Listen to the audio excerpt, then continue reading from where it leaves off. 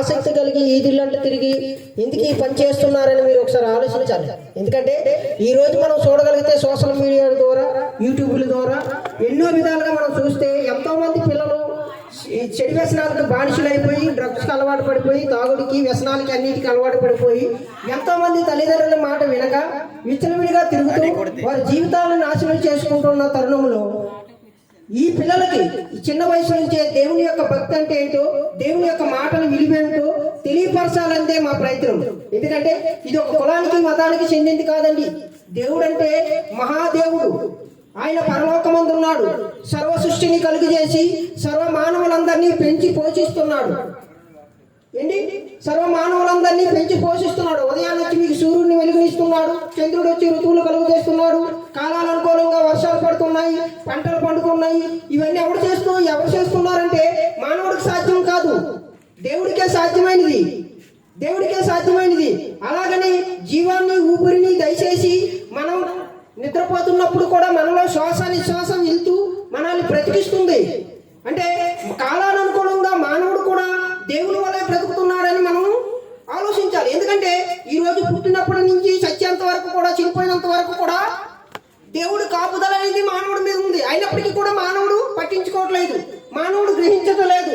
దేవుడి గురించి ఈరోజు సమాజం పట్టించుకోకన్నా ఏంటి ఈ లోకంలోనే ఈ 60-70 సంవత్సరాల జీవిత కాలంలో ఏమి తిందాము, ఏం తాగుదాము, ఏమి ధరించుకుందామని చింతిస్తున్నారే తప్ప దేవుడి గురించి పట్టించుకున్న వాళ్ళు ఎవరున్నారండి?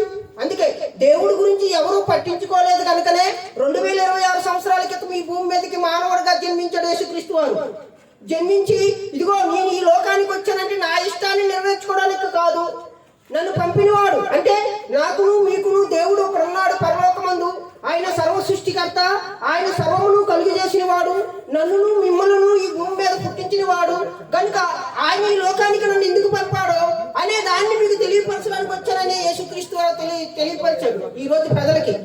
యేసుక్రీస్తు వారు వచ్చి కూడా ఆయన 33.5 సంవత్సరాల మానవ దేహంతో ఈ లోకంలో బ్రతికినా సరే మానవుడు ఎలా బ్రతకాలో ఇంకా నేర్చుకోలేదు. ఏంటి? యేసుక్రీస్తు వారు వచ్చారు ఈ లోకానికి. మనలాగా తాగలేదు, మనలాగా తిరగలేదు, మనలాగా ఇల్లు కట్టుకోలేదు, మనలాగా పెళ్లి చేసుకోలేదు, మనలాగా పిల్లలు కనలేదు.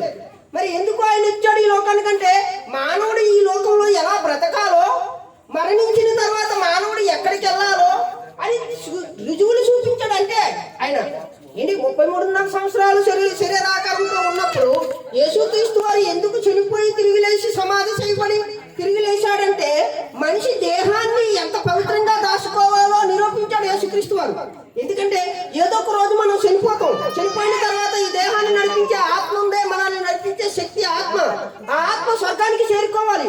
మానవుని యొక్క ఆత్మ స్వర్గానికి చేరుకోవాలంటే ఈ లోకంలో మానవుడు ఎలా బ్రతకాలో నేర్చుకోవాలి. అంతేగాని మనం చదువుతాను కదా, నీ ఉద్యోగం తెచ్చుకున్నాను కదా, నా ఇష్టాసారంగా బ్రతుకుతామంటే బ్రతుకునిచ్చిన దేవుడు ఊరుకుంటాడండి? ఏంటి? ఏమీ లేదు. మన పిల్లల్ని చిన్నప్పటి నుండి కష్టపడి చదివించి ఏంటి ఎంతో డబ్బులు ఖర్చు పెట్టి చదివించి ఒక IAS IPS చేయించామనుకోండి, రేపు పొద్దున్నాడు ఏదో జాబ్ వచ్చినప్పుడు నేను పట్టించుకోకుండా ఉంటే నువ్వు ఊరుకుంటావా? ఊరుకోవు. ఎందుకంటే అప్పుడే ఆశ్రయిస్తావు ఎవరిని? పోలీస్ స్టేషన్ని, కోర్టుల్ని, లేదా నాయకుల్ని ఆశ్రయిస్తావు. ఇదిగో నా పిల్లలు నన్ను చూడలేదని ఏదో ఒక ఆరోపణ చేస్తుంటావు. అంటే నీ ఈ జీవితకాలంలో మన పిల్లల మీదే మనకి అంత ఇది ఉన్నప్పుడు భూమి మీదకి ఆయుష్నిచ్చి, ఆరోగ్యనిచ్చి ఈ భూమి మీదకి ఏంటి 60-70 సంవత్సరాల జీవితకాలాన్ని పోషిస్తూ పెంచుతున్న దేవుడు కూడా ఈ భూమి మీద మానవుని పంపినప్పుడు ఆయన కూడా ఎంత ఆశపడతాడు మన మీద? ఏంటి? మన ఇష్టాసారంగా బతకడానికి బ్రతుకునివ్వలేదు దేవుడు. ఆయన చిత్తాన్ని నెరవేర్చడానికే మనకి ఈ బ్రతుకునిచ్చాడు. అందుకే యేసుక్రీస్తు వారి భూమి మీద వచ్చాక అన్నాడు, నా ఇష్టం నెరవేర్చుకున్నట్టుగా ఈ లోకానికి రాలేదు కానీ నా తండ్రి చిత్తాన్ని నెరవేర్చి. నా తండ్రి చిత్తం ఏంటంటే ఇదిగో ఈ లోకంలో నేను పరిశుద్ధంగా బ్రతకాలి.